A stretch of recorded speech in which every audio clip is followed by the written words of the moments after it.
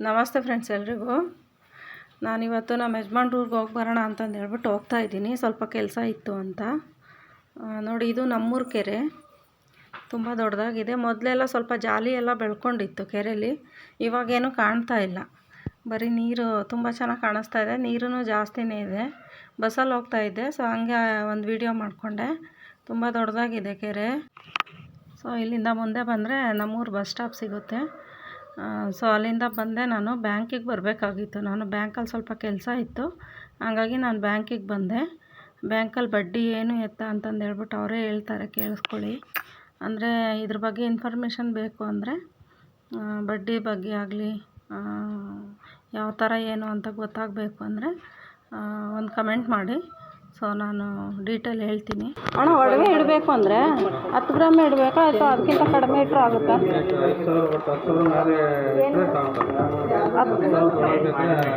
ಒಟ್ಟು 10,000 ಮೇಲೆ ಒಡವೆ ಇರಬೇಕು. ಹೌದಲ್ಲ? 10 ಗ್ರಾಮ್ಗೆ ಎಷ್ಟು ಕೊಡ್ತಾ ಇದ್ದಾರೆ? 49,000 ಕೊಡ್ತಿದ್ದಾರಾ? ಇದು ಬಡ್ಡಿ ಎಷ್ಟಾಗುತ್ತಣ್ಣ? ಎಷ್ಟು? 90 ಪೈಸೆ ಬಡ್ಡಿ ಇರುತ್ತಾ? ಮಂಗಳವಾರ ಇಡೋದಾ? Okay, thanks.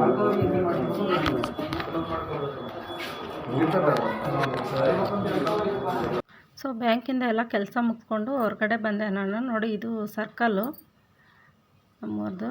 ಬ್ಯಾಂಕ್ ಕೆಳಗಡೆ ಬಂದೆ. ಇದು ಸರ್ಕಲ್. ಇಲ್ಲಿಂದ ದೇವಸ್ಥಾನಕ್ಕೆ ಹೋಗಬೇಕು. ಅದಕ್ಕೆ ಇನ್ನೇನು ಇಷ್ಟು ಹತ್ರ ಬಂದಿದ್ನಲ್ಲ, ಹಂಗೆ ಸ್ವಲ್ಪ ದೇವಸ್ಥಾನಕ್ಕೆ ಹೋಗಿ ಸ್ವಲ್ಪ ಕೈ ಮುಗಿದು ಬರೋಣ ಅಂತ ಹೋಗೋಣ ಅಂದ್ಕೊಂಡೆ. ನೋಡ್ಬೇಕು ಬಸ್ ಯಾವಾರು ಬಂದರೆ. ಪ್ರೈವೇಟ್ ಬಸ್ಗಳು ಇರ್ತಾವಲ್ಲ, ಹೋಗ್ತಾರೆ.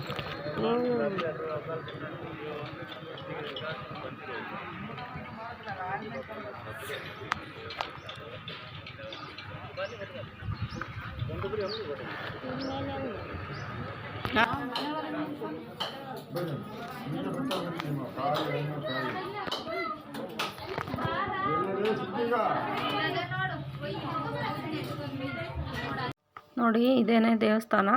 ದೇವಸ್ಥಾನಕ್ಕೆ ಬಂದಿದ್ದೀನಿ ನಾನು. ನೋಡಿ, ಇದೇ ಭೂತಪ್ಪನ ದೇವಸ್ಥಾನ.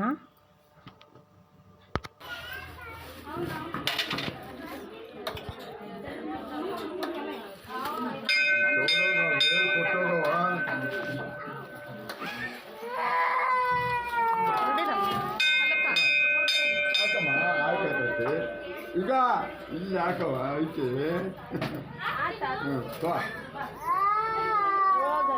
ದೇವ್ರ ನೀರು ಹಾಕ್ಬೇಕು ಮೊಮ್ಮಕ್ಕಳಿಗೆ.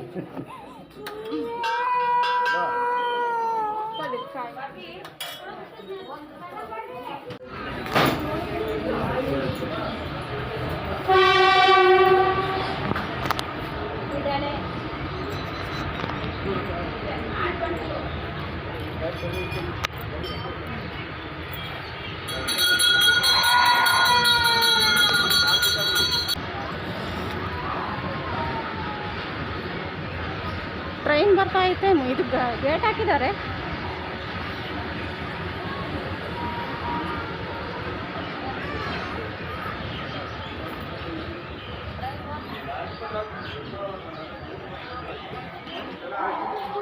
ಸೊ ನಾನು ದೇವಸ್ಥಾನದಿಂದ ಹೊರಡ್ತಾ ಇದ್ದೀನಿ ದಾವಣಗೆರೆಗೆ. ಬಸ್ಸಲ್ಲಿದ್ದೀನಿ. ನೋಡಿ, ಇದು ನಮ್ಮೂರು ಬಸ್ ಸ್ಟಾಪು. ಇಲ್ಲಿಂದ ಊರೊಳಗಡೆ 1 ಕಿಲೋಮೀಟ್ರು, 1.25 ಕಿಲೋಮೀಟ್ರ್ ಆಗುತ್ತೆ. ಸೊ ಅಲ್ಲಿಗೆ ನಡ್ಕೊಂಡು ಹೋಗಬೇಕು. ಈ ಊರಿಂದ ದೇವಸ್ಥಾನಕ್ಕೆ ಹತ್ರನೇ ಆಗುತ್ತೆ. ನಾವು ಯಾವಾಗ ಊರಿಗೆ ಬಂದ್ರೂ ಅಲ್ಲಿ ಹೋಗಿ ಕೈ ಮುಗಿದು ನಮಸ್ಕಾರ ಮಾಡ್ಕೊಂಡು ಬರ್ತೀವಿ. ಭೂತಪ್ಪನ ದೇವಸ್ಥಾನ ತುಂಬ ಫೇಮಸ್ ದೇವಸ್ಥಾನ ಅದು. ಹಾಗಾಗಿ ಅಲ್ಲಿ ಯಾವಾಗ ಬಂದ್ರೂ ಅಲ್ಲಿ ಹೋಗಿ ಕೈ ಮುಗಿದು ನಡ್ಕೊಂಬರೋದು ಅದು ಅಭ್ಯಾಸ ಆಗಿದೆ, ಹತ್ರ ಇರೋದ್ರಿಂದ. ಆ ದೇವಸ್ಥಾನದ ಬಗ್ಗೆ ಕೇಳಬೇಕು ಅಂದರೆ ಕಮೆಂಟ್ ಮಾಡಿ, ನಾನು ಖಂಡಿತ ತಿಳಿಸ್ಕೊಡ್ತೀನಿ. ತುಂಬ ಫೇಮಸ್ ದೇವಸ್ಥಾನ ಅದು. ಭೂತಪ್ಪನ ದೇವಸ್ಥಾನ ಅಂದರೆ ತುಂಬ ಫೇಮಸ್ ದೇವಸ್ಥಾನ ಅದು. ನೋಡಿ, ಬಸ್ಸಲ್ಲಿ ಯಾರೋ ಒಬ್ಬರು ನಾಯಿ ಮರಿ ತೊಗೊಂಡು ಹೋಗ್ತಾಯಿದ್ರು. ತುಂಬ ಚೆನ್ನಾಗಿತ್ತು ಅದು ನಾಯಿ ಮರಿ. ನಾನು ಕೇಳ್ತಾಯಿದ್ದೆ, ಅದು ನಾಯಿ ಮರಿ ಕೊಡಿ ನನಗೆ ಅಂತ. ಆ ಮಗು ಕೊಡಲ್ಲ ಅಂತ ಹೇಳ್ತಾಯಿದ್ರು. ಸೊ ತುಂಬ ಚೆನ್ನಾಗಿತ್ತು ಅದು ನಾಯಿ ಮರಿ. ನೋಡಿ, ಅಲ್ಲಿಂದ ನಾನು ದಾವಣಗೆರೆ ಬಸ್ ಸ್ಟಾಪಿಗೆ ಬಂದೆ. ಸುಮಾರು ಹೊತ್ತು ಬಸ್ಸು ಸಿಕ್ಕಿರಲಿಲ್ಲ ನನಗೆ ಗಾಳದಿಂದ ದೇವಸ್ಥಾನಕ್ಕೆ ಹೋಗೋಕ್ಕೆ.